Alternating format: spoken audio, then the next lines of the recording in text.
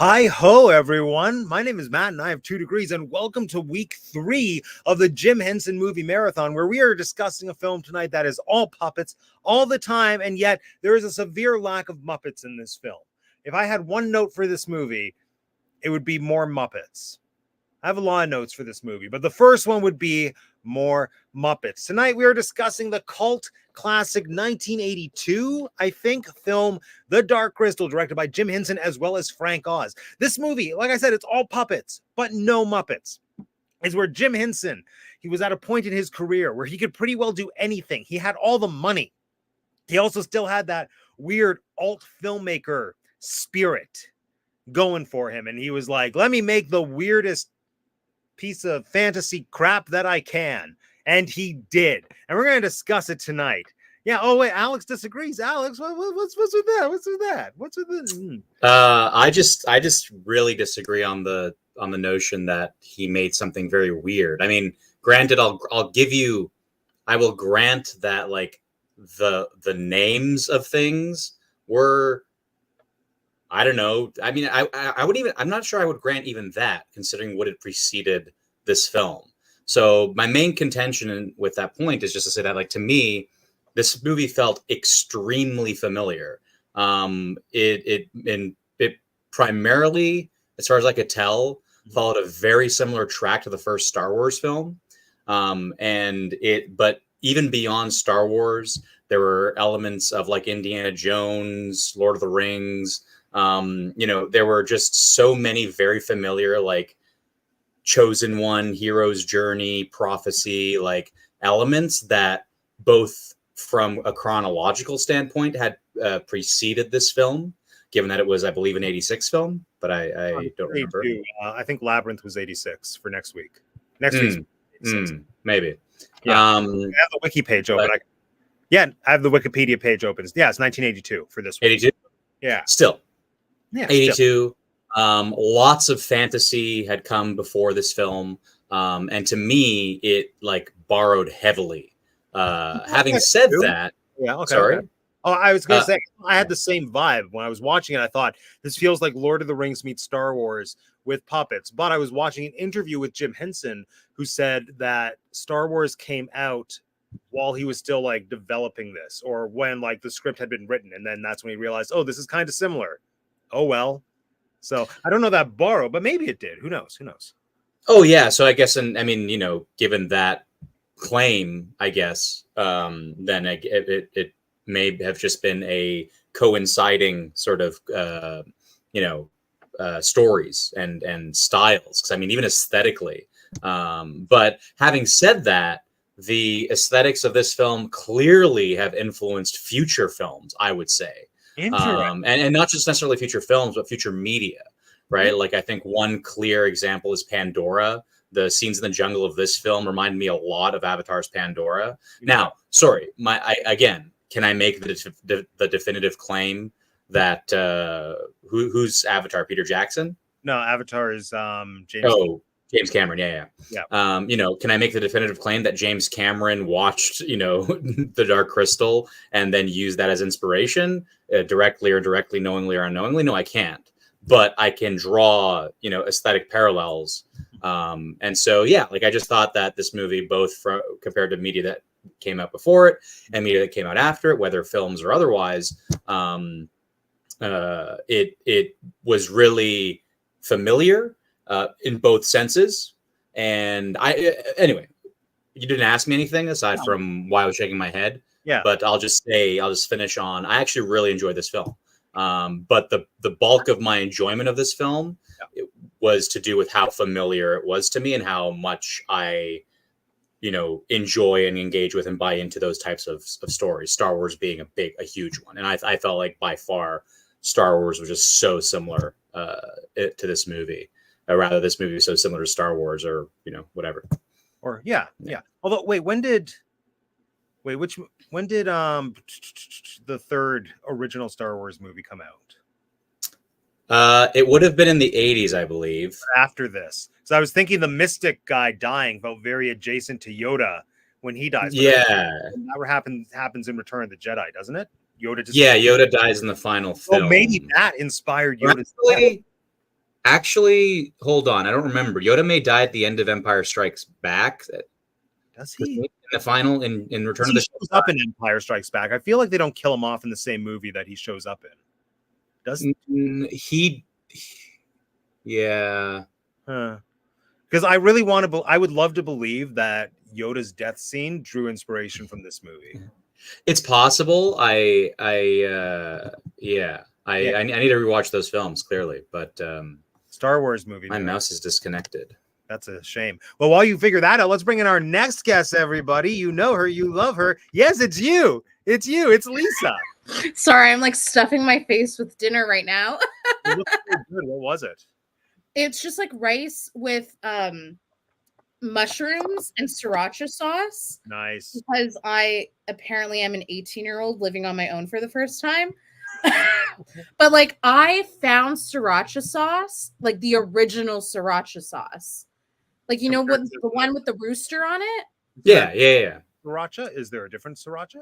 Well, there was this whole thing that like the original company with the rooster on it went under. Oh. And yeah, and like a dying race. You couldn't find the sriracha sauce, but I found it today, and it's so much better than the flying duck one.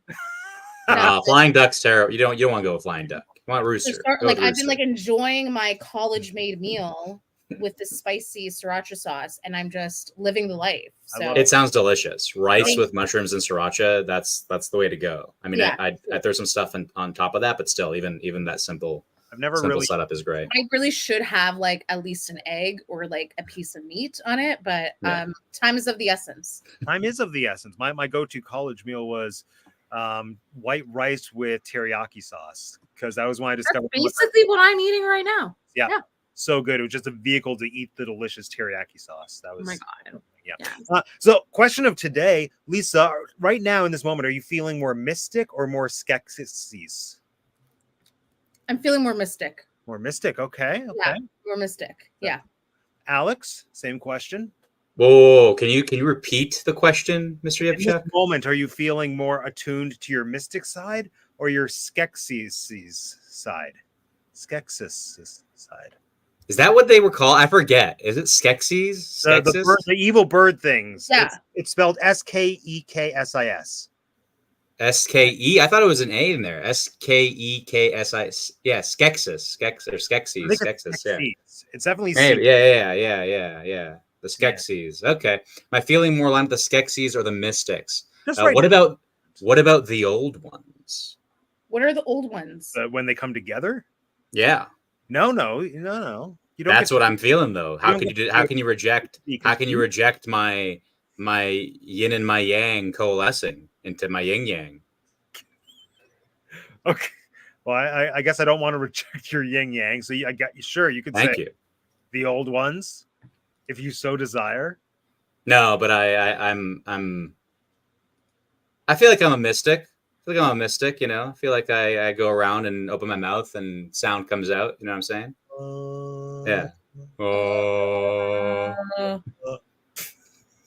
Well, then I'll say I'll represent for the Skeksis tonight. Just feeling particularly materialistic. Skeksis era. I am in my Skeksis era. Absolutely. You know, and we'll find out if I'm evenly balanced. Bring in our next guest. It's Vince. Yo, what's going on? Are you feeling more mystic or more Skeksis tonight?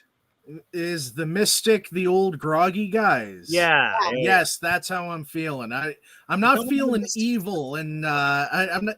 These skeptic. What are they called? Are they called skekkics? Skeksis, I think. Skeksis. Yeah. Interesting designs, but I wouldn't want to be one of them. It looks like even existing is painful. Well, just because they've been around for so long, they're like unnaturally, I think, lengthening their lives. Was that? But then you got their mystical counterparts that all seem pretty comfortable. You know, they're just chilling. They're moving at a good pace. I think they've got the right idea. I accept this. All right. Well, here we are. 3 mystics and 1 Skeksis coming together to talk about The Dark Crystal. This is my first time watching this movie. Was this anyone's not first time watching this movie? Okay, a bunch of first impressions. That's what we like to hear. Yeah. So I think, well, Alex, you gave a good opening statement for your opening thoughts, I think, on this film. I think, yeah.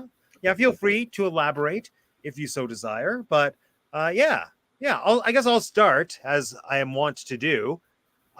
Usually I like people to talk about their relationship with this movie, and I had none, kind of by design and by choice. I have had multiple chances to watch this film in my life, to the point where I own this movie on DVD. I bought a Jim Henson box set years ago that included this, Labyrinth, and Mirror Mask. And I really just bought it because I wanted Labyrinth. I tried to watch this. I turned it off because it was just too much for me. I couldn't do it. But I forced myself finally to watch it just for this. And I don't regret it. I will say that. I didn't dislike it. I didn't love it. Maybe I would even go so far as to say I liked it. Maybe. There were lots of things I liked. I would have some notes if I could give Jim notes. But overall, I'm more a fan than I thought I would be. Yeah, Vince, what was your first impression of The Dark Crystal? Well, okay, my very first impression of The Dark Crystal was when I saw that the Netflix miniseries was made available, I think in the year 2020. And that was the first I'd ever heard of it. So I checked it out on a whim. I didn't even know there was a movie. And it turns out that's a 10-part miniseries that's a prequel to the movie that we saw in preparation for this. And I loved it. I thought it was a crowning achievement. The puppetry was amazing. Everything about it. It's just solid. And hopefully we can talk a bit about it later. I don't know if anyone else has seen it here. Watching this, I want to. It set a very high bar for this movie. And I never got around to watching it up until now. And watching it, it was tough. It was slow.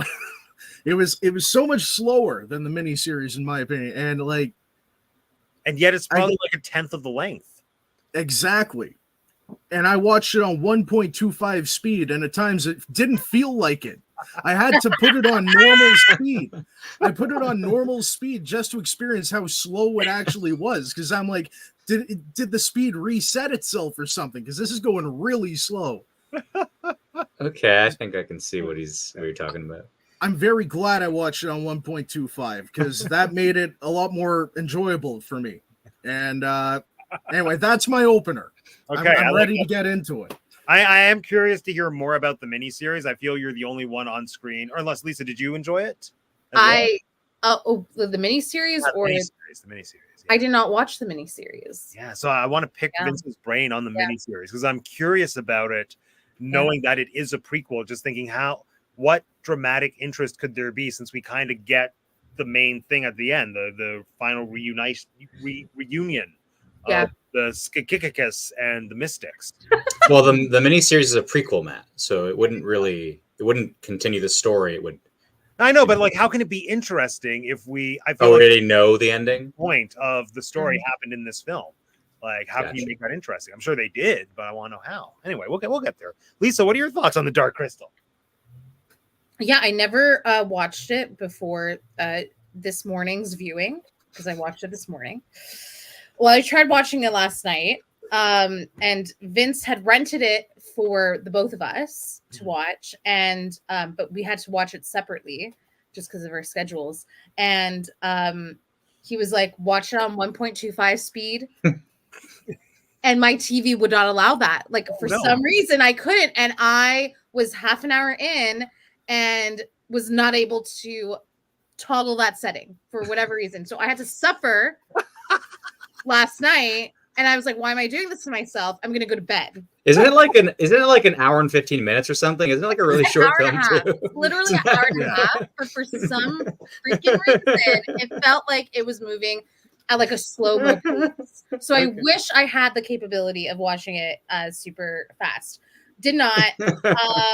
But I will say, watching the second half this morning, it was fine. I enjoyed it, and I found things that I loved about it. Now, will I say this man needed an editor, a proper editor who would tell him no, or tell him we can cut this, to make this scene a little fat, or what's the purpose of this long shot?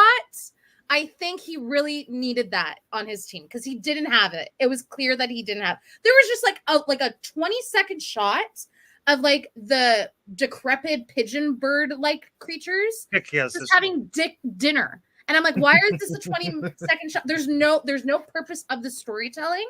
I'm not even like getting a sense of like, oh, cool puppets, because it's such like a wide shot. I'm like, why? What? Why? So there were a lot of parts to this movie that made me really upset. Because I was just like, this is like such poor movie making. Like, this is movie making you would see in like 1930s, you know, like at the heights of the beginning of movie making. And I'm like, Jim Henson knows better. He knows better. Would know better. This is not his first rodeo. No. I don't care if this is his passion project. Like, he knows better. But I will say, like, the overallness of it all, I did like the story. I liked the characters. I liked the puppets. It just was painful to get through. And it was only an hour and a half.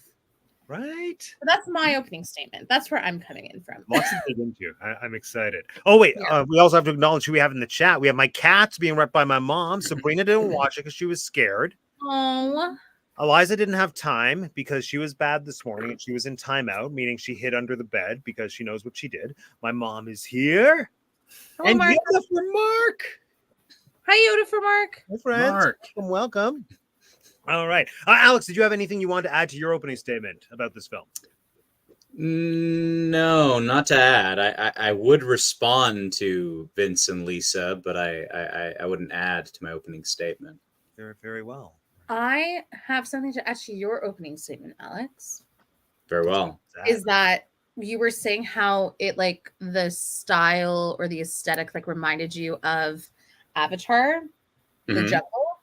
I was like, when I was really enjoying it in my second half of the viewing, it was reminding me of a lot of Guillermo del Toro's work, like specifically in Pinocchio. Mhm. That I was like, I don't think Guillermo would ever say, like, yes, this was like on my inspo board, but like there was a lot of just like similarities in aesthetics that I was like, oh, this is actually really cool, and this is part of movie making history. So I just wanted to add that I also picked up on that. Yeah, there were a lot of aesthetic things that I appreciated, especially the use of actual landscapes. That was something I wasn't expecting. Like, there were points when we saw actual waterfalls and like big, more or less sweeping like hill shots and landscape shots where I'm fairly certain it was a human dressed up as whatever his name was, the main elf guy, Jen. Oh yeah. Gem. I think Gem. they had combinations. I think for the most part it was a human dressed up, but then they had like shots where he like there seemingly was a puppet. Oh yeah, like anytime yeah. you just saw his back and like he was climbing stuff. Yeah, it was a kid or whatever, Yeah. or a person.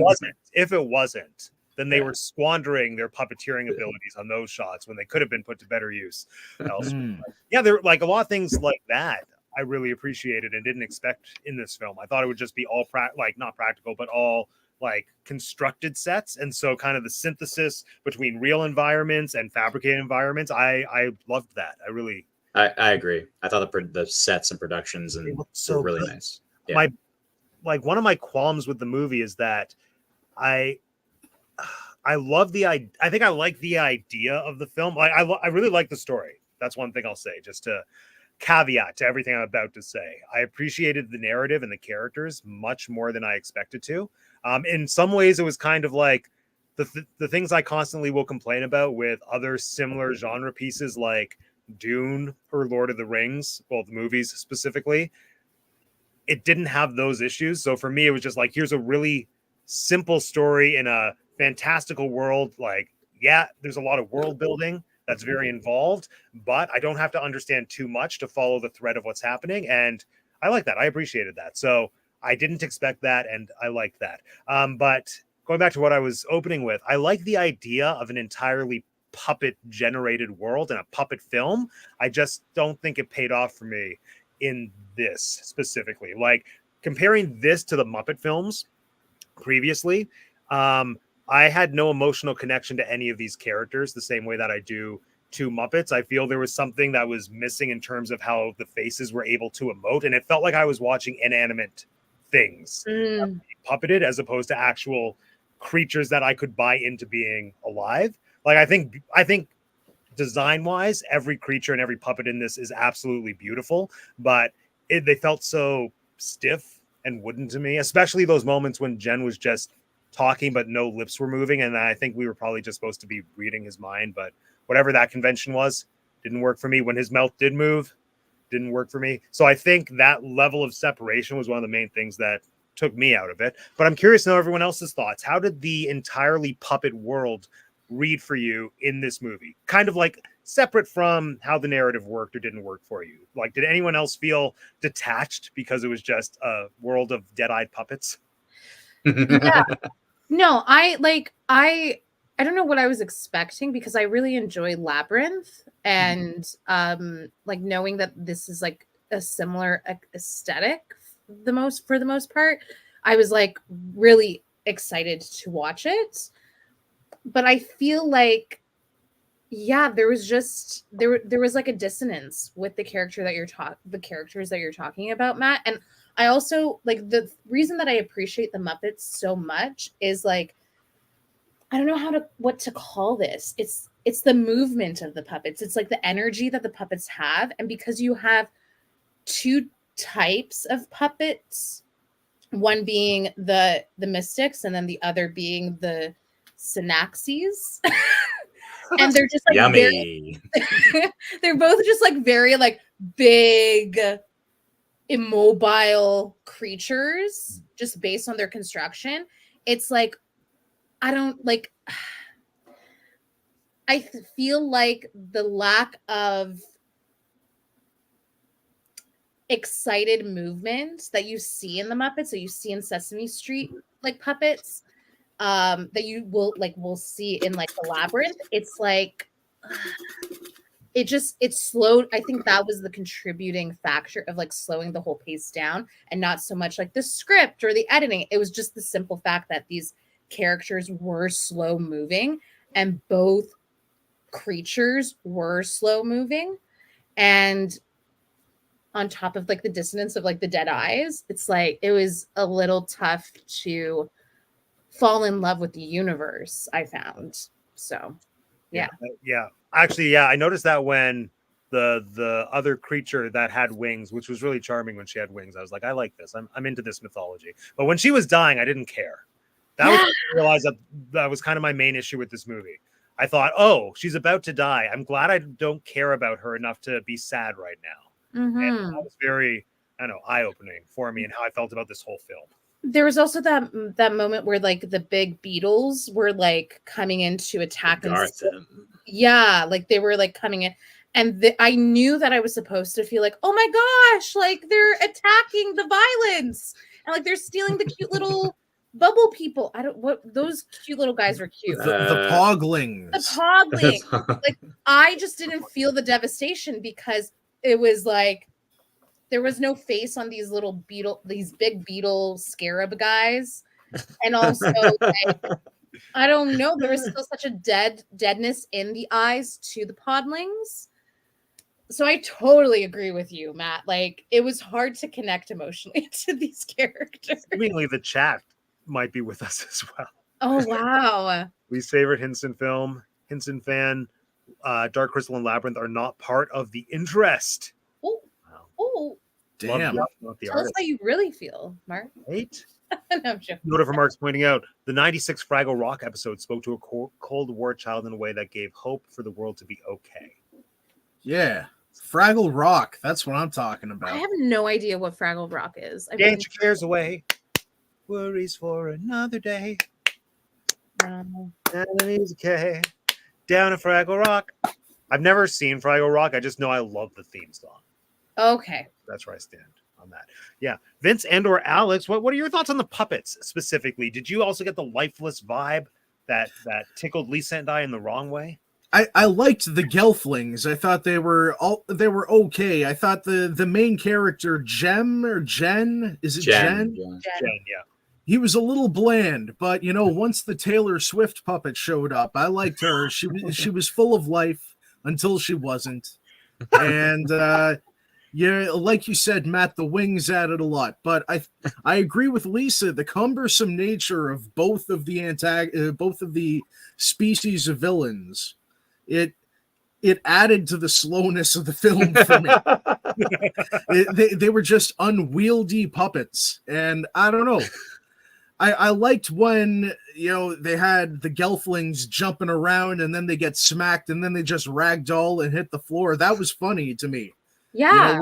Whenever a puppet ragdolls, I love it. That's why I love Elmo. Like, Elmo is amazing for that. He ragdolls all the time. Mhm. Elmo and Grouchland in this lineup, even though I didn't direct that. But Something I want to add here is, as great as some of the puppets are, you know what puppets I liked were the Daddy Longlegs puppets. Or what were they? Oh God, The Daddy Long. the catfish, cricket, They were like land stalkers or something. Land strider.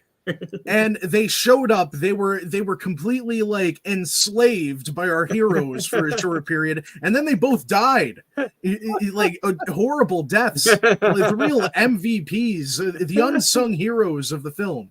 I must have been I must have skipped that part. They were like the long-legged white puppets. They had like yes, they were catfish faces or something. Yeah, they were riding them at one point, right? Yeah. Oh, yeah. See, that scene fascinated me because it pretty well for the first time in the film, and I think this is a testament to good filmmaking in part, is that was one of the first times I thought, how is this thing being controlled? And I figured it seems like a life-size human suit, like someone on stilts essentially, but then that kind of shifted my perspective to thinking and realizing that a lot of the scenes I feel like they had size differences in order to get the right perspective. Like yeah.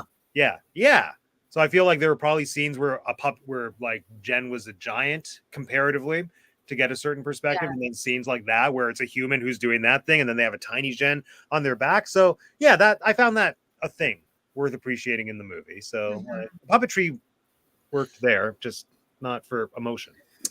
Yeah. Quick point on that note. I always assume just by based on the way they moved that the Gelflings were, when they were humans, like when there's a person, I always assumed that person was small, like a child size. It's just the way that, like, for example, whenever Jen was climbing things, which happens quite a bit in the film. Yeah, Jen climbs a lot. Yeah. I just, looking at his limbs, it just, to me, spoke like it really did look like somebody who was young, like a little kid, as opposed to like a full grown adult. But anyway, I do want to just briefly as I can address this like kind of slowness point, or at least an aspect of it. And what I want to say is that for me, one of the aspects that I guess I understand and appreciate why people would find it slow, but I think is justified, is it kind of speaks to the point that you made at the beginning, Lisa. But basically, I observed a number of times, like I clocked a couple of times when the shots were kind of lingering extra long, and I kind of, my mind did the same thing of like, what's going on here? Why am I doing this? But then what I came up with was like effectively, well, twofold: world building and like showing off puppets. So to me, basically there were a number of scenes where I just kind of was like, oh, like the camera is, I mean, maybe excluding the scene that you spoke to about like the wide shot of them all eating. That's not really one that sounds like you'd be able to appreciate the kind of close-up details of the puppets. But the other explanation potentially for that shot would have been a world building one where it's like, and we commented earlier how like the sets of this film all like, or for as far as I could tell, like there really wasn't any scene that I thought to myself like, wow, this looks especially boring or bland.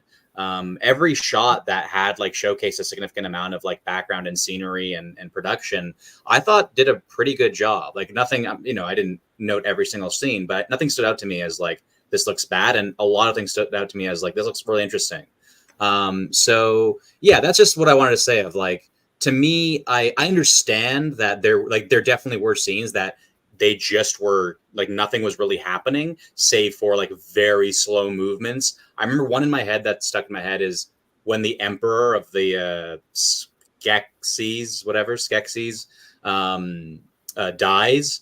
And there's a shot of like kind of a bunch of them just staring at the camera, as it were, and it goes on for quite a bit, and they kind of very slowly, like after I don't know, like 6 seconds or something, they very slowly kind of look to each other, that takes like another 6 seconds. So like, again, to me, I was like, yeah, it's a very slow shot, but like it's puppetry. Who knows what technical limitations they were, and probably Jim or whoever was thinking like, oh, it's still a cool looking shot, and people will like to see our like weird characters move or whatever. So that's that. And then on the point of the dead-eyed puppets or whatever.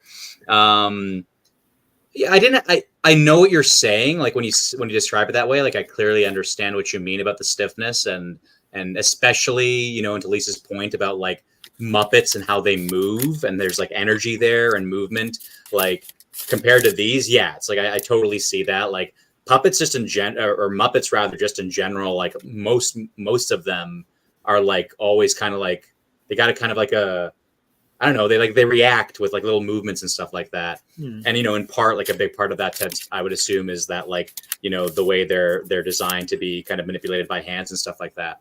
But no, having said all that, for me, I didn't have any issue with it. Like for me, I totally was able to buy into it. Like the main characters, the Gelflings, like, I mean, they're close enough to people looking. So I was like, okay, that's like the people character.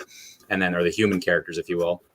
And, but even still, everything else, I actually just found myself like admiring the way it was designed, like paying attention to the details, in particular, the beetles that you guys have mentioned, the bad beetles. I actually thought they were badass looking. Like I thought the design was actually like really, like, I liked the way they looked. I thought they looked like, yeah, cool. I mean, their movement left me something to be desired. They had this like tentacle-y thing going on, kind of like Independence Day aliens, if anybody can think of those. But no, the actual like design of it, I thought they were cool. So I couldn't get enough whenever they showed up. I was like, oh yeah, they're these. I mean, they were kind of incompetent, but otherwise they reminded me of the scarabs in The Mummy. You know? yeah, the little black beetles. Oh my god, yeah. are we in like are we in the same universe as The Mummy? yeah. I will say, Different like, thousands of years ago, but maybe. Yeah, I will say, like, to your point, Alex, about oh my goodness, the slow pacedness and like the shots that I'm like, I don't think was necessary. I do, like, I will say, like, maybe I was not in the right headspace to like take in a slower paced movie to appreciate those shots, because when I see that shit on stage in the theater, I am like devouring it. I am loving it. Like that is all what puppetry is, and like that's how you show off your puppets, and like that's how you, like, the delicate nuances of those movements are so important in the craft of puppetry, but also in the craft of like theater, right? So I do think that maybe if I were to like see it in theater, I would have like a very different type of relation to it. I expect it on the screen, because like you're totally right. Like those like small gentle movements were like, they're brilliant. They are legitimately brilliant. And like I remember in puppetry class in theater school, like just getting so excited to like move characters that way. But like I don't know. I like to see it on film and to see like a lot of like back-to-back shots of that, it got repetitive to me, and I wonder if it would be a different experience. Well, it's making me think. I feel I would maybe potentially love this if it were on stage. I think the filmic element kind of highlighted the artifice of it for me more than you know what it feels like in the special edition releases of Star Wars on VHS in the 90s, and I guess the DVD releases later on. George Lucas, he kept adding these like little scenes in the background, like of background characters doing slapstick comedy, I guess for the purpose of world building. And it's kind of abysmal that he tacked that on to the movie every time he re-released it on a different medium. But in this case, it felt intentional. So, like, I can appreciate that from its original conception, I mean. So, Jim Henson is better than George Lucas. I'll say it. Oh, 100%. I'll say it. Yeah, I'll stand by that, too. Yeah. But Well, Different. Different. actually, no. You know what? I feel like Jim could have come up with Star Wars, but George could not come up with the Muppets. No, yeah, correct. Yeah. You're Good correct. point. Yeah. Hi, Jeanette. Hi, Jeanette. Hello. Hey, Our opening question for today, right now, are you more in touch with your mystic side or your skeksis side? My mystic or my Skeksis? Skeksis. Skeksis. The Got it. Skeksis are feeling sexies. That's how I was saying it in my brain. Oh. Yeah. I don't know. I mean, I feel like the Skeksis are super like dark and gothy, and I'm always feeling the Skeksis. And then like sometimes I feel great. Sometimes I happen to feel great in the midst. Yeah, sure. I'm feeling great in the middle of my Skeksis. Well, makes me happy. I was the only one who answered skeksis. Everyone else was a mystic this evening. You're not alone. Yes, there we are. Jeanette, tell us about this movie. I mean, I feel like if you're with Am I frozen or is Jeanette frozen? Who's frozen? Jeanette was frozen. no, I'm back now. I don't know what happened. Jeanette, tell us about this movie and your relationship with this movie. Had you seen it before this assignment? Yeah, I definitely had seen this before. Am I coming in clear? Experience. Yeah. Yeah. It's hit and miss. Right now, I think we're Okay. good. I think we're hitting. Yeah. Okay. Yeah, I had definitely seen this before. I love this movie, and it was like one of the first dark things I saw that was not fun and fanciful and was like, things are dark and serious. Like, that was, yeah. So did you That see it was- as an actual child? Like, was it Yeah. part of As a Gelfling? nice as a girl? Yeah, I would say I was probably, I don't know. It was probably around the same time that I saw my first Ghibli film, which was around like 11. So yeah, like all the dark things started to roll in. I listened to Korn, I saw a Ghibli film, I saw this. All of the dark things were swirling in my head. Yeah, around 11. Delightful. So how has it aged for you? Does it hold up now as well as it did when you first discovered? This was the first time that it aged for me watching it. Like, this was the first time that I watched it and went, oh, like, yeah, that animatronic was an animatronic. Like, every other time I watched it, I was like, the magic of it all. And I never saw any seams, and nothing was ever mechanical to me. This time I was like, oh, yeah. There was a difference between this and the Labyrinth. Yeah. When we get to the Labyrinth, you'll be like, ah, this one is a little more like, I see what you did there. you know? And I think I would have liked this movie more if like one group were humans, which I'm reluctant to say the Gelflings because yeah. puppets, even though I said Dead Eyes, kind of bothered me. I don't want to see the If you see the scenes where the human actors were in there doing the stunts, you're like, oh yeah, like you see it. Also, if anyone's ever seen Warriors of Virtue, I don't know if anyone ever saw that movie. It's some. is that with the Henson- kangaroos? Yes. Yeah. Oh, I love that movie so much. So that one was Henson Studio, and that was around not this time, but much later. Still kind of weird, kind of shifty. And if you watch it now, you're like, that's a puppet. You're like, it's like 1997. Super fabulous. The name sounds familiar, and the kangaroos also sound familiar, but I might be thinking of Kangaroo Jack. Warriors of Virtue. I don't know what was up with kangaroo Is that like puppets at the Redwall, time. but for kangaroos instead of like mice? Is that what it was? It's like medieval kangaroos. It's like it's like Oh, wow, there we medieval go. Let's do it. samurai. It's Yeah. like this weird like Yeah. I always mix it samurai up were with kangaroos and they went to the Renaissance Festival. This is what they look like. I always mix it up with Tank Girl because they've got kangaroos in Tank Girl too. Ice-T plays a kangaroo in that movie. What's happening in You mean the Ice 90s Cube? with kangaroos? No, Ice-T. Vanilla Ice? No, those are three different people. Ice Tea, Vanilla Ice, and Ice Cube are all three different people. They all sound so refreshing. Ice Spice. Starbucks rotational menu. And Yes. Ice Spice. And Ice And then- Spice. They're all different people. They're all different people, part of the same family. All at Starbucks. Okay. Well then, here we go. So yeah, Dark Crystal. Puppets. Yeah. How do we feel about the narrative? I mean, when we came in, Alex, I think, gave a good, concise thought process, stream of consciousness on it, especially in regard to how it felt reminiscent of properties that I also thought of, like Star Wars and Lord of the Rings were the two main ones that came to mind. But how'd the story and the characters work for everyone? Did we not like? I think it has a lot to do with when you grew up. So rewatching it this time, and also I remember the last time I rewatched it, I remembered this.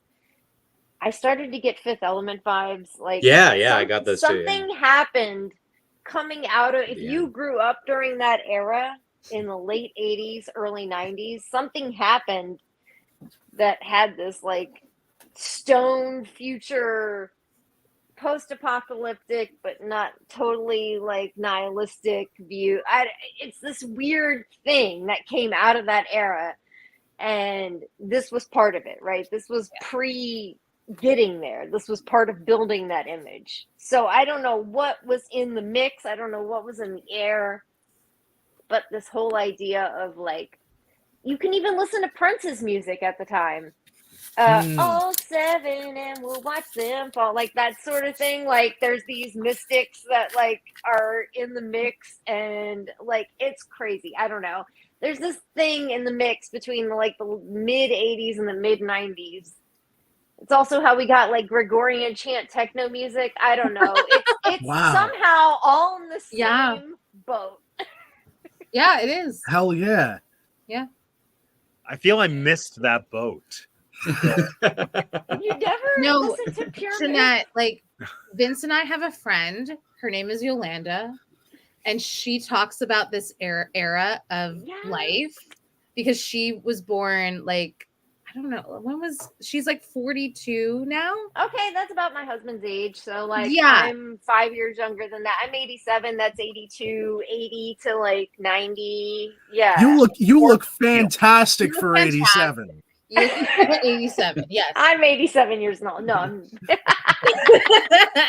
no, but like Yolanda talks about this era of like the mid 80s to the mid 90s, and I was born in 94, so like I did not even experience this, but like she talks about it as if it was like, you know how like old people talk about like the 1950s and like the 20s, and you're like, okay, we get it. You miss being racist. Like, I just miss techno music. But like with the mid 80s to the 90s, it's like, okay, like aesthetically, the subject matter of narratives, of songs, like it had this certain quality that like you didn't have before, like in the early 80s, and you didn't have after. Yeah, like.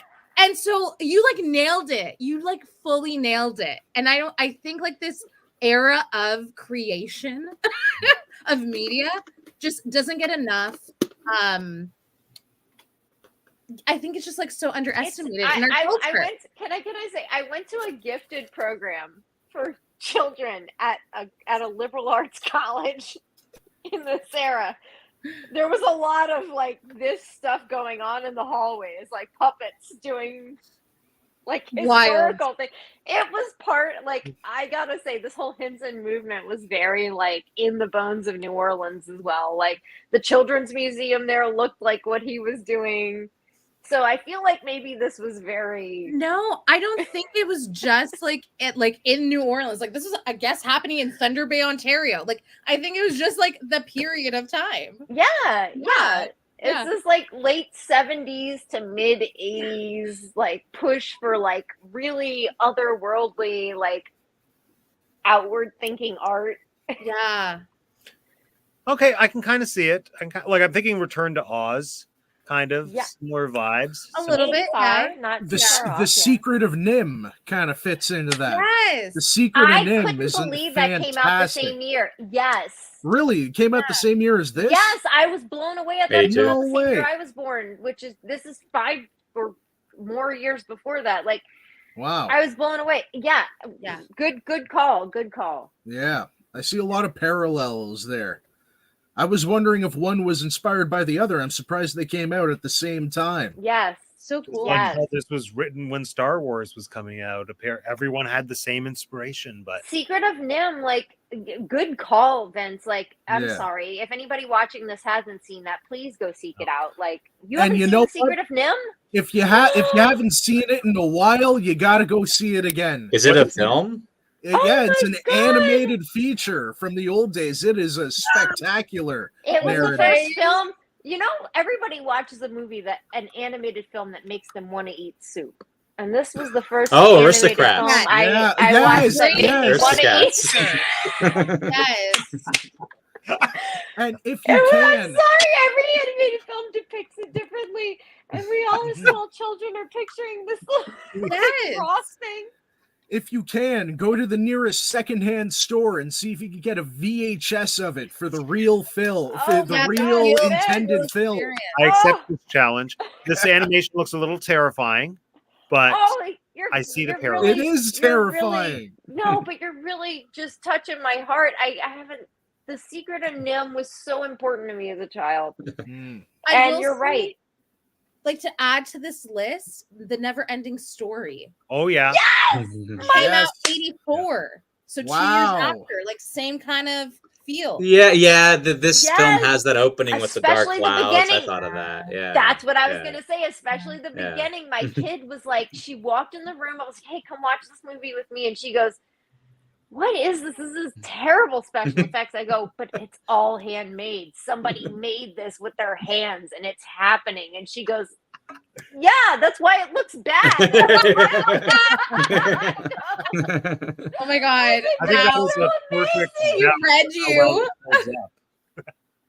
That's so I funny. go, but it's so good, and that's so. Oh my God, it's so on point with that. Yeah. Yeah. Yeah, but like I guess comparing it to all these other movies, I feel having seen some of them and not seen others, I think the practical nature of the effects in the other films hold up better than this, like Never Ending Story or Return to Oz. I mean, Yes, Secret of Nim is, I'd have to say so. Unfortunately, after this rewatch, I think it's the human element. I think you need a human. That's why I think Labyrinth probably works better than this movie, because it's like you're taking a flesh and blood per two of them. One of them's David Bowie, so that's worth like 2 humans on his own. So my like 3 humans worth of literally, surrounded by a bunch there's a of third human things. in Exactly. his pants.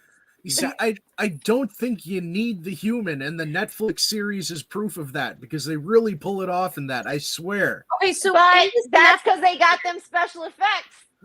Like, that's the the thing. They use less special effects than you would think, though. But I But agree. when I you agree. don't The just do a modern voiceover- technology really helps. When you don't just do a voiceover of a thing going through, and like you spent like thousands of dollars on its mouth to do this, but you're doing voiceovers and it's not doing this. Hmm. To They do- that point, I just want to briefly insert here that because we haven't really addressed this yet, which is the whole thing where the original cut of this film did not include dubbing, right? Or at least not the Exactly. same dubbing. And so that's something that we should consider when we're judging sort of how engaged we are, how seamless the sync is, and all that kind of stuff. This right? film was Avatar. Looking There more was into a that, whole other language. Yeah. I think it was specific to the Skeksis. I think they were the ones who were speaking gibberish. I feel like the Mystics and Jen and people were always speaking English, but the Well, reason- except when they weren't, but yeah. No, Oh, I yeah, think they were I'm speaking speaking. what that girl is speaking. I think Oh, the they whole were thing? speaking the. oh, Blah, wait, blah, blah, blah. Baba Jen. Yeah. Blah, blah, blah, blah. No, there was like no. They were so pissed off at Jim because It he sounded was like half Italian when I was listening. He to did it. the James Cameron. He was like, "No, you're gonna listen to my weird made up languages." Yeah. and unfortunately, I actually want to the world see this wasn't ready. film. I want to see this film at that. there are I want to some see that scenes cut. available on YouTube. Not the whole film, but some of the Skeksis scenes you can watch with just the gibberish, like when the Emperor dies. That's the one that I watched. And I mean, the guy's already doing the. Like you're already having to read what he's doing through like Yeah. Yeah, It's been and it great. works, I think. Yeah. I love it. What does he say? I hate your whimper or something. I hate your whine. Yes, that It's was like- oh my god, that scene. I just love that scene. I hate Yeah. Which Quiet. It's like, now's my moment or whatever. The Chamberlain is like, time to make my move. What an idiot.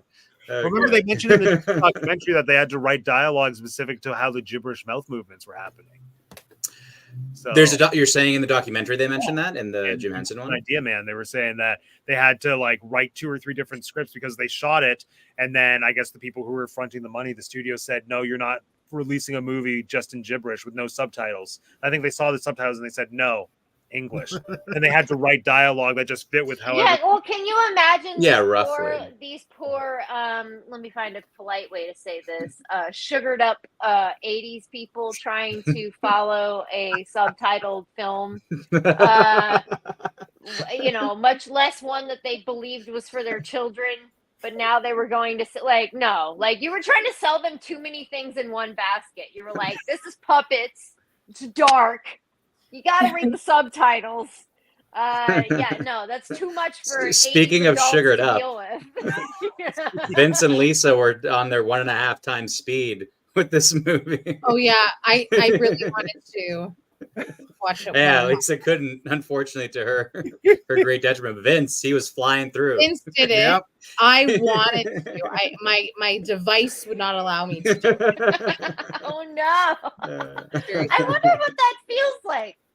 It feels so much better. I do understand. Like my daughter was kind of alluding to that. She was kind of like, "What is happening?" Like she's watched Muppet stuff before. Muppets are like da da da da da da da da. Yeah. This is like, Yes. and I'm like, that was just the time.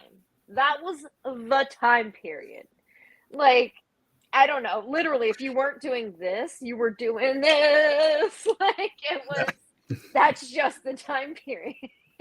So that's how I will feel say, about that. I will say, if you're watching on 1.25 speed, the ending happens really fast. But Yeah. I will All say, of a sudden, this I had movie to- I had to wraps go- up yeah. real quick. I had to go back to normal speed because, like, okay, finally they kicked it into high gear here. You're like, and what? And oh no, they just killed Taylor Swift, but they bring her back, so Oh my it's God. okay. Is that Karen? Is it Karen? Kiara. Kira. Or Kira? Kira. Yeah, no, Kira. Kira.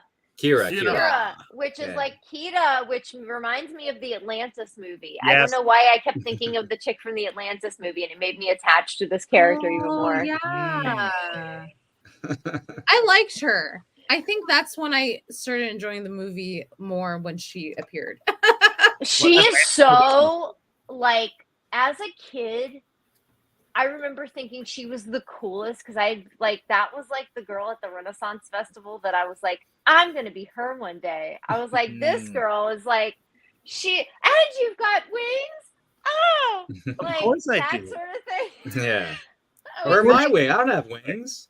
Of course you I don't. remember You're a her boy. Voice, like just wanting to be so, because like I've never had that soft voice. I've always had this like da da da da da. You know, like I'm always. I've never Yeah, of been able course, to like yeah. contain my voice, and she's so soft spoken, and I don't know. I'm so taken with her. She's such a girly girl. I get it. I identify as a poopsie girl. So I like that. That is like the person who's like, blah, blah, blah, blah. All right. Like that's, and Kiara, whatever her name is, she's a girly girl. So yeah. Yeah, Yeah, the kid. much softer than either of us. Not me. I'm more of the mystic when I'm like in mode. Yes. Actually, I feel like I'm that dog thing, her pet. Oh my god! Fizz gig. Oh, I thought it was Biscuit. I thought his name was Biscuit! It's not Biscuit. That's biscuit. It's an Okay. accent thing. It's I the love same it. thing. I guess I wasn't I wasn't watching the that time with the captions. But I was like, that's a cute puppet. That is a when cute- when it looked like they killed him off, I was really upset. Yeah. And it feel in the scene where Ogra saves him, I feel like they tacked that on in post. It's possible. It's possible. One of the producer notes is, "Hey, you can't kill off that Can't dog." kill that little dog. That Everybody's dog pissed sandworm off. hybrid. Because he's not really in it after that. They Yeah. just save him, and then he's like As not long in as it. you know, yeah. Did anyone? Well, I guess you kind of mentioned this, Vince. Did anyone feel like the ending just happened and was abrupt, and then it was over? Because I feel like that's Yeah. also an '80s thing. That's how Tron ended. I finally Yeah. watched Tron on the plane a few months ago, and it was so close to like I had a minute left. I thought, how is this going to wrap up? And then there's just one scene when they're like, "It's over. Now we're on a motorcycle." That's kind of what this felt like. It's like it's over. Here's a castle. Yeah, you don't see that anymore. A movie that just skips over the denouement. It goes from climax to credits. So Oh, I that'd have a be theory that I think that either Henson wanted to have a sequel Oh. or he wanted the ending to be much darker than it was. And I think he was trying to make a statement about the world. Like that was Henson's point of view. He was like, I'm trying to make a bold statement. This was his art piece. This is what he wanted to do. I think either it was supposed to be a lot darker or he wanted to have another one. Well, in his Entertainment Tonight interview that I found with him and Frank Oz from like when this movie came out, he said there will never be a sequel because he said he said there won't be a sequel to this story because it is self-contained. It ends how it's supposed to end, but there could maybe be more content in the same universe. But he didn't intend for a sequel to this narrative specifically. Well, that kind of makes sense because like this movie, look, at first glance, it seems like this movie has a happy ending, but it really doesn't. These godlike entities, they dip, they leave, and then all of a sudden there's 2 Gelflings left. Originally, there was an entire civilization of Gelflings, and they were like all killed by the Skepsies, and the Mystics. The Mystics were indifferent to all this. They're just walking around, minding their old business, too old to function. I guess that's kind of prescient in today's society. It kind of applies to certain things going on. And I feel like the Mystics are deadheads and the Skeksis are like MAGA people. And like they're like, shoot, we lost control of everything we were trying to do. Gosh darn it. But it feels like the Synaxes and the Mystics. Synaxes. I need the phonetics for all of the names. The Skinetics. Phonetics. Okay. I feel like the old bird-like things and the Mystics, they just look like Joe Biden and Donald Trump. I will say it. Everything works. Like this is the best rewatch and the worst rewatch I've ever had. Who looks like who though? Because I feel like I would equate Trump more with the Skeksis. Skeksis? I would certainly hope so. But I feel so. Yes, I think Trump looks like the Mystics, but behaves like the Synaxes. That's the one, yeah. Yes. And hey, Ogra kind of looks like Hillary. So in all, The who? the one eye. She's not even playing a role in this, so yeah. I need. So what's the solution? Let's keep that to the political channel. Let's keep that for a political podcast or whatever. Making me very sad, very, very, very sad. So we do not envy you, Jeanette. No, please don't. Make good choices. We're right above you. So anyway, it just feels like we don't have a real happy ending here. The world still feels empty and if you want one of those, hopeless. that's $80. It's a chance. It's a chance. I disagree. To restart because Augur 100. says that I'm the end is sorry. going to be the beginning, so they get to repopulate. Yeah, exactly. It's like Wow. Titan AE. It's Adam and Eve Beautiful. as puppets. Yeah, and they're in a paradise. And Yeah. I do like the that's idea. problematic. I both hate and love the idea that when a Skeksis, because they're evenly distributed, when one dies, the other one died, right? But the idea, I do like the idea that it starts a whole new world order, which is kind of the ancient aliens theory that like there used to be a whole world with its own parameters and it went away as soon as we were a thing or whatever. Like it kind of plays into that. That's kind of cool. And I did appreciate that on this rewatch. I don't think I really got that as a kid. I don't think I got that was what was going on. I think I found it very unjust. I think I found this movie extremely unjustified when I was younger. I think I thought that the mystic side was getting unduly punished. When really, now I rewatch it and I'm like, what are you guys doing? You're doing nothing. Which again plays into this whole thing of maybe our side of things. You're doing nothing. Do something. Do something. Doing nothing. They're just biding their time. They're biding their time. Yeah, they weren't doing nothing. They were teaching Jen and stuff, and one of them taught Jen, and then he died. They're not doing it. Same thing as Star Wars. Like, yeah, it's the Jedi versus the Sith. The Empire is building the Empire. They're building the Empire. Do something. No, but anytime the Jedi have to do something, that's when they put themselves in seclusion and go to a swamp or something. Stop secluding yourself. Do something. Well, there was a giant, like, effective genocide or whatever of the Jedi before side. that, but Jedi side. But A coup d'etat. I mean, I don't know. And does correct me if I'm wrong, because I probably am, since I usually say bad things about this franchise. Does Lord of the Rings have a similar ending where, like, it's more or less setting a new world order? Because I remember they're like, the age of man is coming, and then people go on a boat, like the mystical. Well, no. I remember the boat. Thing, or no? Frodo goes on the boat because he's got to go to the Undying Lands because he got stabbed by a ring wraith in the first movie. Right. So basically, I think the elves in the Undying Lands will be able to prolong his life, and he can hang out with Bilbo. But I don't think there's like a New World Order thing. Like Aragorn takes the throne. He finally decides that he's ready to be king. Well, it is a new age. Like at the end, when they defeat Sauron, like it's the fourth age begins or whatever it is. I don't actually know I suppose the actual, but like but it is different. This movie ends in a much similar way to, like, I would say Star Wars. Like the Empire's dead, Ewoks partying. Not that there's a party in this one, but it's like and everything was well. There were 30 suns that lined up and looked like a big nipple. I know that happened. That was really cool. In this one. I saw an eyeball. Yeah. It was a big boobie. Oh, the sun. I just thought, it's a sun eclipse. That's because they lined up and one of them was little and it was like a teardrop. Yeah. Okay. Lisa's like, I guess we see what we want to see. I saw the titty. the uniboob. okay. Anything else to say about this movie? I'll say that it didn't affect me, or I didn't find it notable how quickly the movie ended. But again, I felt like it was very reminiscent of its time. So like it didn't strike me as like unusual. Watch I was like, Black Cauldron. It's like it was so reminiscent and familiar of those like older films. I was like, yeah, of course, this is how it ends. So.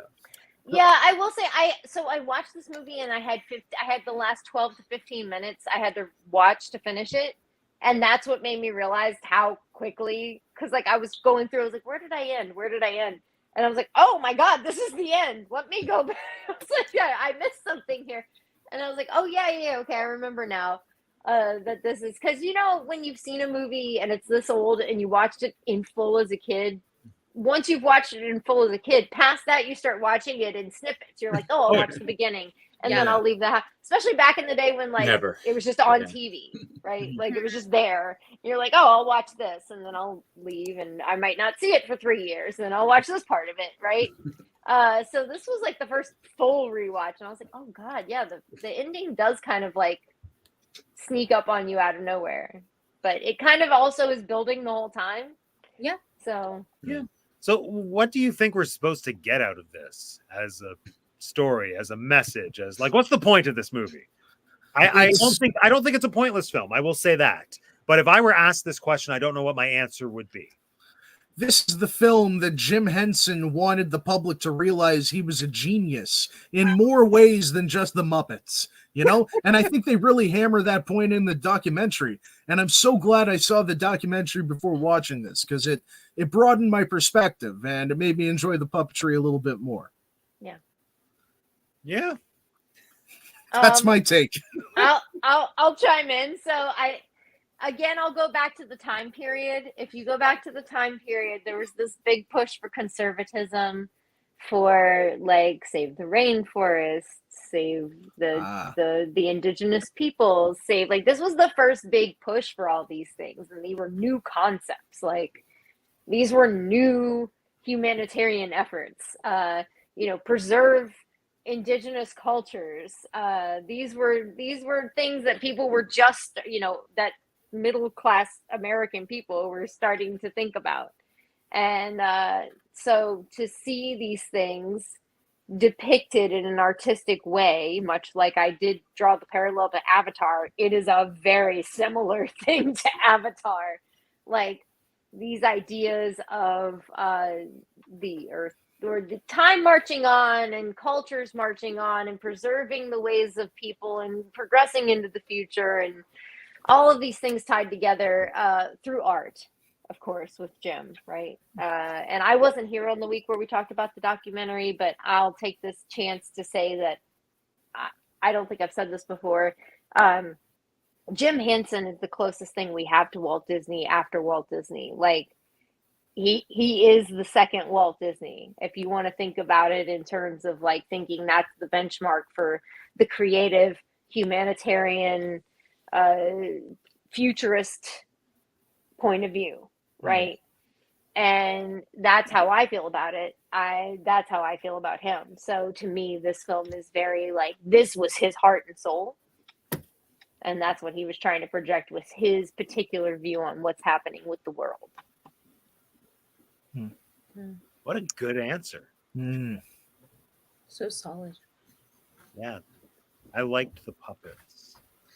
But just to look at, not when they were trying to be alive, because, as I said, not a fan of that. The design was pretty. Yeah, I was engaged by the idea of the villains being like the evil side of the seemingly good people. Like, that more or less seemed like a surprising concept, and maybe I didn't notice that maybe they gave that away at the beginning, that they had to be reunited, but I don't think they did they? Not like, really. No, that they had to come together. Yeah. Like, I that was a nice little moment of narrative surprise for me, and I feel that there's something to tap into there about the theme and the concept of the film. I don't know what it is, but I kind of enjoy that I don't know. It gives me something to ponder, which I always appreciate. I would just give a little shout out to just like the kind of what I view as just kind of like the simple story of, like, whatever, the hero's journey, and like, to me, like, more or less it was just like the protagonist going through this experience and, like, learning about things that, you can take, like, broader lessons of, like, he was loyal to Kira. Kira was, like, I don't know, because again, you can kind of get, like, controversial with it, right? Like, I mean, like, this other person of the seeming opposite sex of the same species is, like, your now closest bond, like, in group versus out group. Anyway, you can get all heady with it, but it's like, in principle, I think a big part of the film, or the big part of the reason why I like it and resonated with me, is that it was so reminiscent of those older films that I grew up with, that were more or less just like heroes' journeys with, little morality tales dispersed, But to placed compare throughout. your heroes' journeys, I feel, and I don't disagree, but I think comparing it to things that came before it, I don't think Jen really has much of a character arc or transformation. I think Jen just goes and does. He's altruistic the whole time, learns unfortunately. anything. I don't Yeah. think there's any lesson. He's very much like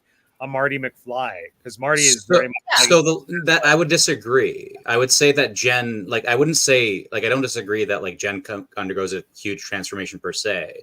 But one thing that does happen is at the beginning of the story, when Jen is given this prophecy and this mission, this quest by Discount Yoda, he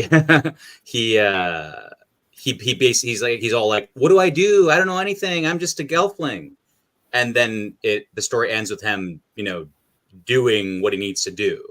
And in fact, there is a bit of a progression there too. It's not like 0 to 1. Like before he stabs the crystal with the smaller crystal, I don't remember, but he whatever, like he fights for Kira or whatever. He like yells a bit or whatever. But like, yeah, so I would say there is something that he does that represents a change. He does stuff, but I'm not just saying that he does stuff. He specifically does the thing that he says he couldn't do at the beginning. I guess I need him to be more cowardly than at the beginning.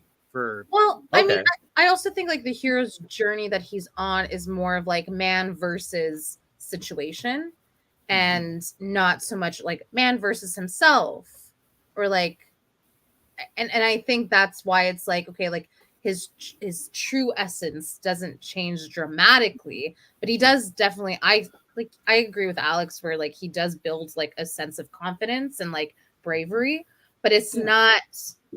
It doesn't change the essence of him as you would see in like, I don't know, another hero's journey, like for example, Luke, right? Like he gains powers, right? It's like he like opens up the force. Well, he's a dumb teenager in the first one, and then by the end, he's like a rattle. He's a man, middle something, like he's I think in this one, I see what you're saying about Jen not having a character arc, because he's very much just an altruistic person the whole time. There's not a lot. He doesn't become less altruistic or more altruistic. He's just the same the whole time. And I did notice that unfortunately the two characters that are the central characters are the ones that progress the least. All the other characters there's more intrigue about, like even Olga, whatever, you don't know what to think. You're like, is she a villain? Is she a good person? Like there's questions about where her heart lies. The Skeksis, you wonder about that one that's trying to lie to them, like, please, no. They're the two main characters. You're just kind of like, I absolutely know what you're doing. There's no wonder. And like it's for me, like it's fine because like they were a good anchor for the movie. I was like, because there's so much happening in the situation. And like I do think like the whole overall narrative is more of I think like an investigation on like the humanity. Humanity and like how like colonization and oppression of like certain groups and genocide like impact the overall ecology of different people. If you kill this person, you're gonna die too. Like exactly, like it all has an impact. And I mean I think like I think what you were talking about, Jeanette, is like so on the nose for like the time all of this art was being created. Like that was the discussion. And I think it also has to heavily do with like, politics in that time. Like wasn't there like a very conservative government in the States at the time? I think this was probably the last like super polar. This was when Reagan was coming into power, right? So like this is probably the most polarizing time prior to now, to be completely honest. Where you had something like a Reagan era 80s come out of it. And that's totally accurate. That makes sense. Yeah.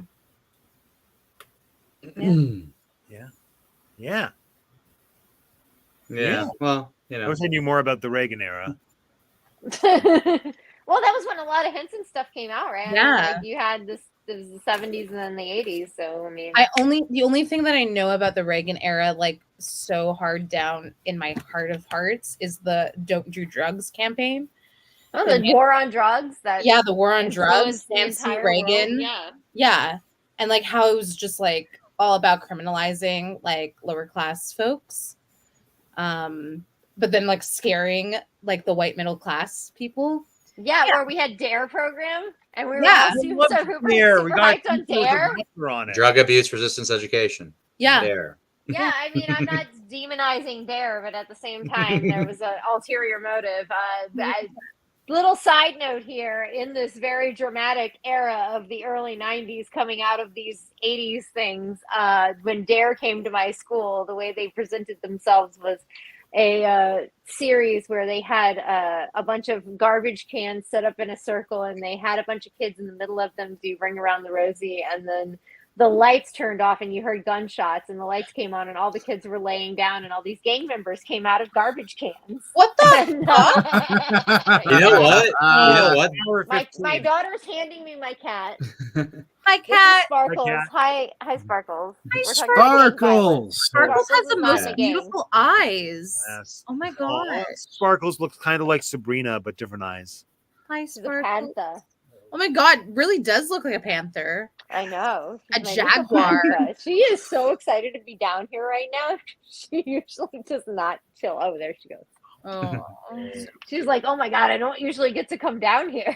My daughter's like, here, she's a star now. Yeah. So yeah, just in that time period of like over dramaticism about these things. Yeah. Yeah. Yeah. Yeah. All right. Well, anything else to say about Dark Crystal before we do the game? Oh, Yeah. my favorite part was the dream sequence when they were I- sharing. Oh, when they were was communicating via dreams. Right? I Yeah. Like, can you believe That they is made the little baby puppets just for those sequences? I was like, did they really make little tiny baby versions of them just for these? So good. Like that was such a highlight. And like I think that's why I started like really getting on board with the movie at that point, because I don't know, that was a cool device. I loved it. I loved Yeah. it.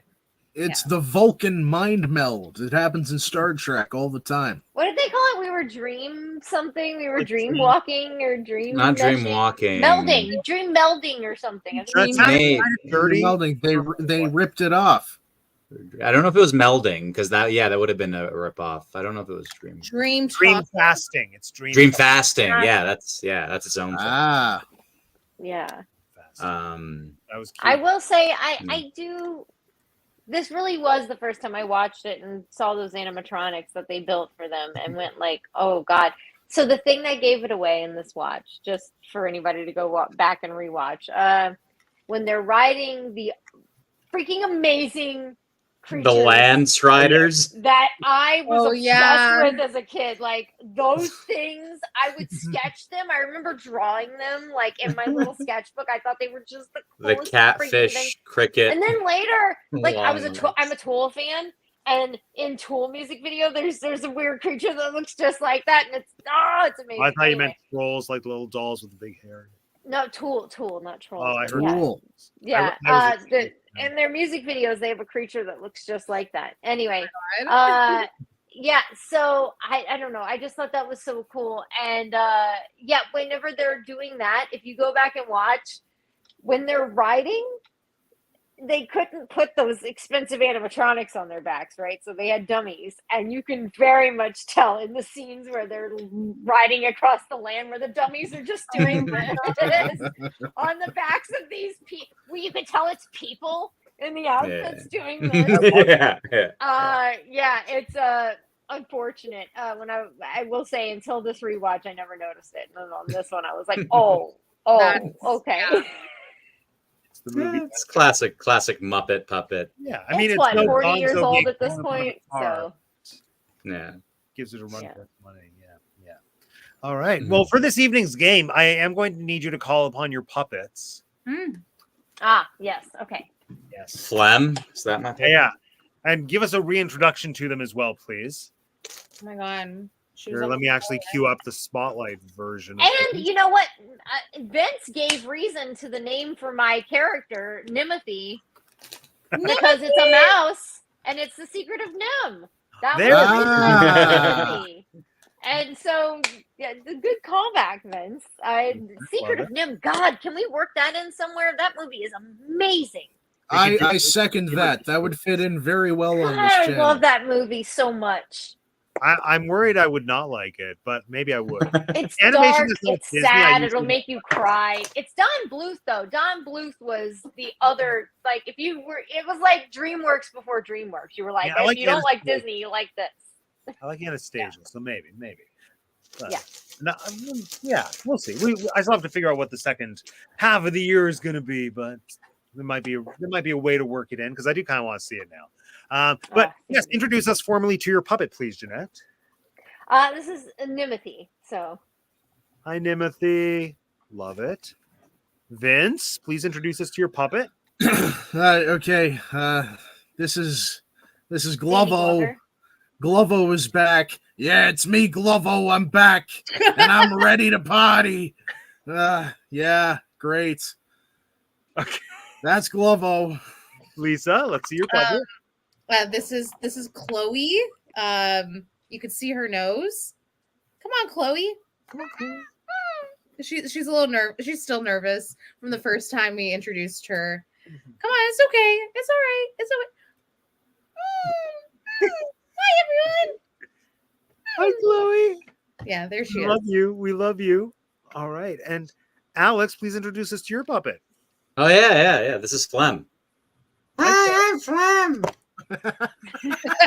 Perfect. Amazing. So for tonight, each of your puppets is going to recite a line from the film. It is the classic fill in the blank game. So I will show you a quote from Dark Crystal with one word removed. Each of you will have a chance to have your puppet perform that line, filling in the blank. If you all get it wrong, whichever puppet delivers to me what I think is the funniest rewrite of the line will get the point. Okay. However, if anyone gets it correct, then that number of people get a point. So there we are. Here we go. The first one is blank don't know everything. And again, this is a quote from the Dark Crystal. Finding quotes to use from the Dark Crystal for this was kind of like pulling teeth because there aren't a lot of quotable moments in this movie. And they're all from Olga. Yeah. Vince had the best, the closest approximation of her name. Ogra. Oh, it's Ogra, I think. Yeah. I think, Okay. yeah. Ogra. It's just it's hard not for your mouth, for your like European descent mouth to go Olga. Yeah. I always think of tomato for some reason. Alex, you get to go first. Please have your puppet perform this line. Oh, hey guys. I'm not Flem anymore. I can't really do a Kermit voice right now. Tomato don't know anything. All right, we got one vote for tomato. Skeksis don't know everything. Okay. Prophecies don't know everything. Okay. That's what it is. Mystics don't know everything. That was adorable. The correct answer was prophets. Yeah. Don't know everything. I'm going to give that to Vince because it was very close. Yeah, that's Yeah. close. Thank you. As soon as But he what said about- it, I was like, that's it. What about Glovo? Doesn't he get a point too? Oh, sorry. I meant Glovo, not Vince. Vince, you don't get a point. Well, Yeah, you're that's right. 17. Yeah, that's next. Another world, another time in the age of blank. Another world, another time in the age of blank. Alex, you have a question. No, I have an answer, but You have an answer. Let's go. Well, your puppet has an answer. Let's hear it. that's right. Okay. I'm Flem.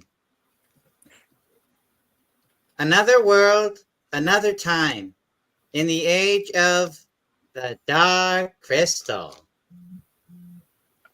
Adequate. Okay.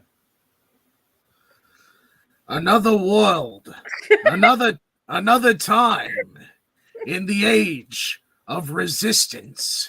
It's also good. Another world, another time, in the age of Aquarius. Another world, another time, in the age of the mystics. Well, it was the Age of Wonder is what we were looking for. Oh. Yeah, I think Age of Aquarius, It's very Epcot of them. isn't it? Just like Does Dame Chloe Judy. get the point? Chloe gets the point. Yay! Yay, Chloe! Yay! Next, my master blank me. Oh, Jesus Christ. Hello. Family show. God, start you're with- going to let's start start with with me Bravo. now? No, we'll Is that start what with you Chloe. want to do? My master rewards me. Oh, God. My master, forgive me. Oh.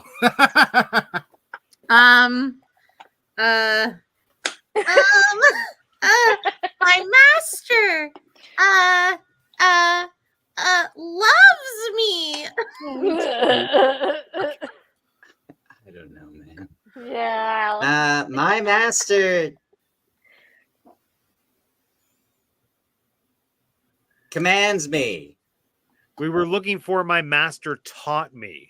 Oh, Like, what are words? The Oh. things you read. My master taught me. Oh. Yes. Oh yeah. Yeah, I you were think I have to lucky give you that got one to away the way Glovo, you though. did out of that one. For the lulls. Gotta give that one to Glovo again.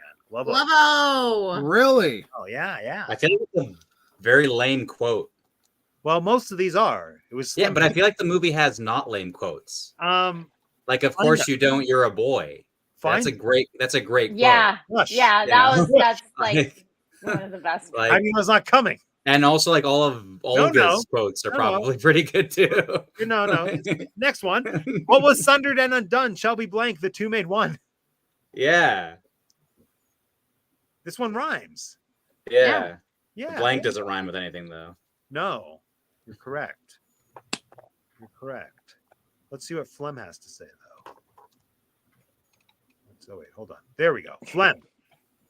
I believe I have the answer. Let's hear it. What was sundered and undone shall be whole. The two made one. Alrighty. Glovo. What was sundered and undone shall be unionized. The two make one.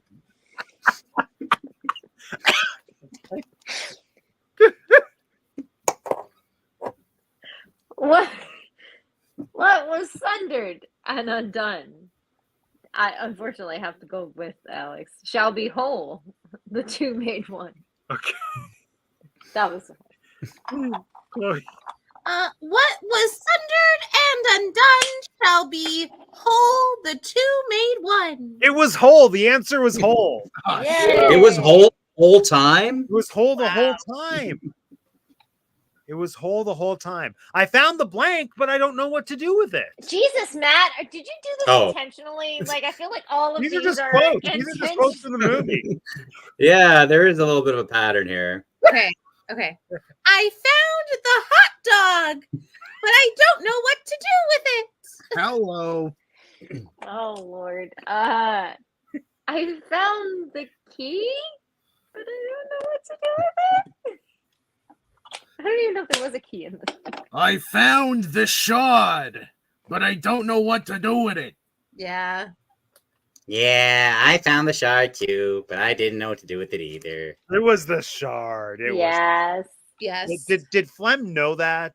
Did Flem? know Yeah, you did. If you would have Matt Flem go first, you may have found out. But you know, We'll find out You, now. We'll find out now. Flem, please fill in the blank. Blank? I don't have blank.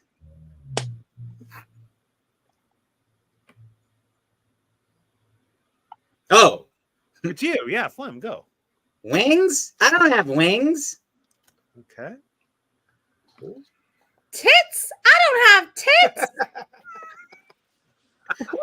That's tit singular. Oh my god, I don't know. Money? I don't have money. Okay. A sword? I don't have a sword. We were in fact looking for wings. Wings? Ah. Of course not. You're a boy. Job, Alex. Good job. Well, Thank you. Good job, Flem. Good job, Flem. Thank you. Sorry, you're that's welcome. Flem. Trial by blank. Trial by blank. Oh, I know. Oh, yeah. Isn't I it know. trial by rock? Was that it? No. Oh, I know. Yeah, it's Trial by the Stone or Trial by Stone. Trial by Stone. Trial by Stone. It is in fact Trial by Stone. Trial by Stone. It's okay. Now everyone is kind of catching up to Vince. Kind of catching up to Glovo. This is the final quote in the regular round. I could only do 8 because I could only find 8 quotes that kind of worked. Okay. 1,000 years ago, there was a great blank. I was there. Oh, I think I know. I Oh. think I know. Okay, well, let's hear it. 1,000 years ago, there was a great conjunction. I was there. Okay, were you? Who knows? 1,000 years ago, there was a great convergence. I was there.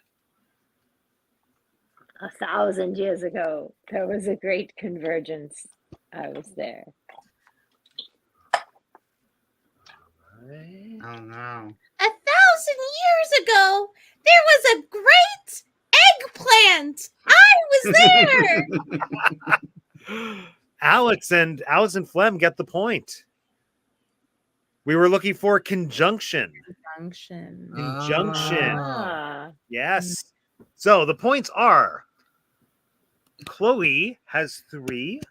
Oh Glovo has 3. That's what I'm talking about. Jeanette, what's your puppet's name again? Nimothy. Nimothy has 2.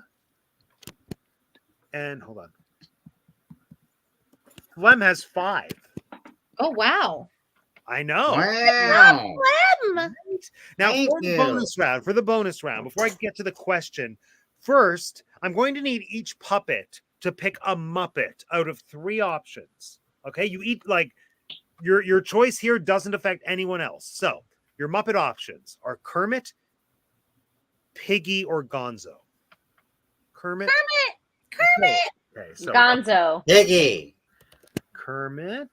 Nimothy went for Gonzo. Flem went for Piggy. And Glovo.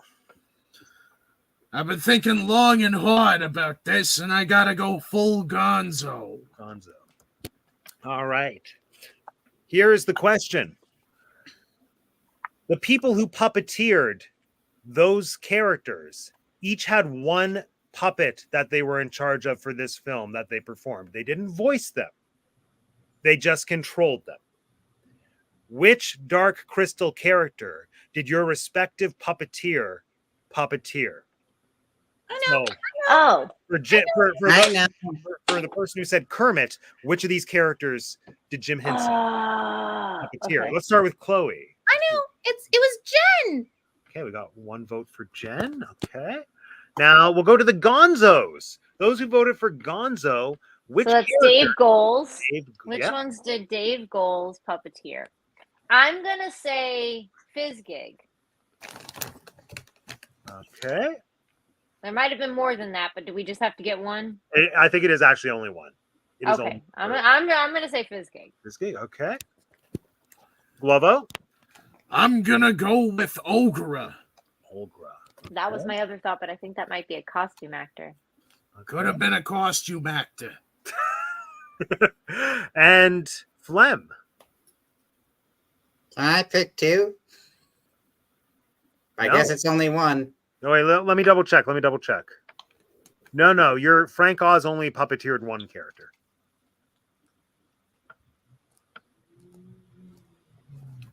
The Chamberlain thing. Oh, the outcast? Well, the one who dies at the beginning and the outcast, I guess. Okay. Well, I feel like Flem's voice sounded awfully like Alex's voice there. Now, Sorry, you're right. I also forgot to ask, did anyone not want to wager all their points? No, I'm going on. I'm too I'm going all in, baby. All right. screw it. We have a winner. It's Chloe. Oh my goodness! Points. So yes, Frank Oz puppeteered Jen. Gonzo / Dave puppeteered Fizzgig. And Piggy / Frank Oz puppeteered Algra. Wow. Yeah, I knew it. If Yeah, Frank House did any of it, it was Ogra. Yeah. There we are. So congratulations, Chloe. She's so happy. I'm happy for her. Yeah. Happy for her. Yeah. All right. Well, thank you, everyone. There we go. We made it through Dark Crystal. Woo! By we, I mean me. I finally forced myself to watch Dark Crystal. And I don't regret it. I Yeah. don't regret it. Yeah. Yeah. Great movie. Go watch It some other wasn't things from this bad. period and live in it a little bit. Get into I- the feeling of this time period. I do enjoy this time period. Again, Return to Oz, Never Ending Story, which I haven't seen many times, but I remember enjoying it for the most Oh my God. Yeah. Watch Yeah. it so many times that your eyes are dry of tears. That's how I lived my life. See, I was never that affected by it because it was a fake story in the book that the kid was reading. Like, no. Oh no my God. Have you bullshit. read the book? No, I don't read The books. oh my God, the book literally makes you feel like the never. You're like, I don't ever want this to end. Like, it's amazing. I'm sorry. It's just we should do the never ending story. It's so good. Maybe there should be an 80s marathon. We could do Never Ending Story. Back to the Future. Well, Back to the Future has to be its own thing. It needs its own movie. I love Back to the Future. Anyway. Oh, yeah. We should figure that out because we only have 1 week left of this. So there it is. I guess one closing statement that I want to make is that what I appreciated about this is that I think it planted the seeds for one of the lesser known Jim projects, which is The Storyteller, which I absolutely adore. It's a television series. I think it might debatably be one of the best things that he did. And I feel he had to do this to give us the beautiful art that is The Storyteller. I almost wish I programmed The Storyteller. Maybe we'll do a bonus week where I just get everyone to watch. That's like Alice Through the Looking Glass. It's hard because you got to get people to, or Adventures in Wonderland, whatever. Yeah. Like you got to get people to watch more than one episode to like really understand. It's true. It's true. But they're short and there's only like 5 of them. Yeah, And they're all so good. You can't go wrong. they are. So I highly recommend watch The Storyteller. That's my closing statement. Alex, what about you? Closing statement. Closing It was a really fun movie, really reminiscent, and of the other things, and yeah, I don't know, yeah, just really fun and really cool to see. Yeah, just to see how similar, whether or not intentional, it was to things that came before and things that came after. Like, yeah, so many like future properties and modern properties in the last 10, 15 years are seemingly inspired, or if not inspired, share a suspicious similarity to a lot of the stuff that this movie looks like. So it's cool. Well said. Well said. Vince? Yeah, look, this movie's fine, but it suffers from the same problem as Mad Max 2, The Road Furiosa. Warrior. The problem is that Fury Road is better than The Road Warrior in every way. Just like how Dark Crystal Age of Resistance on Netflix is better than this in every conceivable way. You have better camera work, you've got a better story, you've got modernized puppetry. You know, it's still Done still by Brian Henson. So Yep. still in the family. Yeah. Absolutely. And look, check it out. And it's got swords. It's got actual fighting. It's better than this. It's got compelling main I characters. gotta watch that whole series. Like I've watched the first episode. I gotta watch the rest of it. I would have to agree with Vince. Like that show, it took what they wanted to do here and went, yeah, we can do that. It won an Emmy for Best Children's Show, and then Netflix canceled it, so it ends on a cliffhanger. What the heck? It costs a lot of money. So you've got it costs. Oh yeah, it cost way more money than it made in subscriptions, I'm sure. But basically, you've got this first season of a show that ends on a cliffhanger, and then something that happens between that and the movie, and We'll it's probably just get very a graphic jarring. novel or something. But the movie tells us how it all ends. They come back together and they turn into ghost things. It's so jarring to go from one Beings to the of other. pure light and Sorry, energy. beings of pure light. Yeah. It's very if you understand Prince concept albums of the time, right after this time period, it's very that. Like I said, the song 7 by Prince, it's very in that vein of what are we doing? It's this very high concept of where the world's going, where we are, all of that. This movie is very good. And if you don't know a lot of things from this time period, you should go watch it. If you don't understand Henson's view of things, you should go watch it. Like, even if you don't like it for what it is, it will tell you things about an artist that you care about, or tell you things about a time period you care about, or tell you things about characters that you care about. So yeah, I think that it's valuable to everyone. I have a personal attachment to it, which I think is why I'm able to sit down and watch it. Maybe not everybody who sits down and watches it is going to be like, my daughter was definitely not sold. So yeah. But was the cat? Cats were into it. Cats were super into it. Yeah. That carries weight for me. Yeah. Lisa, closing thoughts. I'm glad I watched it. I might not ever watch it again. But I'm glad I watched it. I think it's like a piece of Jim Henson creations that is important to his craft, to understand him as an artist, but then like his whole like work in itself. But yeah, not my favorite Henson piece. Appreciate it. And that's how the cookie crumbles. That is. And that's the teacup for one. So there we go. All right. Well, I'm excited to join, I think, all of you, some of you next week for Labyrinth. David Bowie Yes. in those tight pants singing with goblin puppets. What a good time it will be. Hooray. But until then, it's that time. Tell everyone who you are, what you do, and where we can find you. We'll start with Vince. Hey everyone, my name's Vince. I run a channel on YouTube and TikTok mostly called Only Time Will Tell. But the handle's a little different. You can follow me at Vinny Ridge Media. I'm posting a video today and tomorrow on the various platforms about the Cabbage Town Tunnel Monster, the most famous cryptid in urban Toronto that we know of. So check it out. It gets pretty crazy. Peace. I'm Lisa. You can follow me at Lisa_A_Alves on Instagram. And if you're in Toronto, I'm producing a workshop reading with Cahoots Theater at Summer Works Festival in August called I, Caesar on August 8th. You should come check it out at the Theater Center. It should be fun. Other than that, I'm spending my time reading. So you can follow me on TikTok at Lisa Alves Creations to follow some book talk reviews. And that's me. See you next week. Hello. I am Jeanette. You can find me here this month, every month, any month, talking about movies on Teacup for One. You can also find me on We Like Theme Parks podcast, a new episode every Thursday. This coming Thursday is July 4th. We don't deserve a birthday party, but we're getting one anyway. So you should tune in and listen to our July 4th / Canada Day episode. We split it up between the two, and we have the beautiful Nikki Reining this week representing Canada. Yeah, Nikki. So you should tune in and hear that. Otherwise, find me on TinkerJ787 on Instagram. See what I'm doing there. It's summertime. Just living it up. Woot. Living it up on top.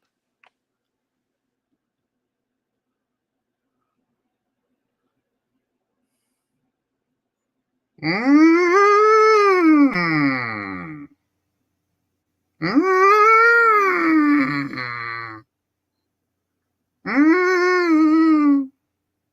Mm. Mm. Mm.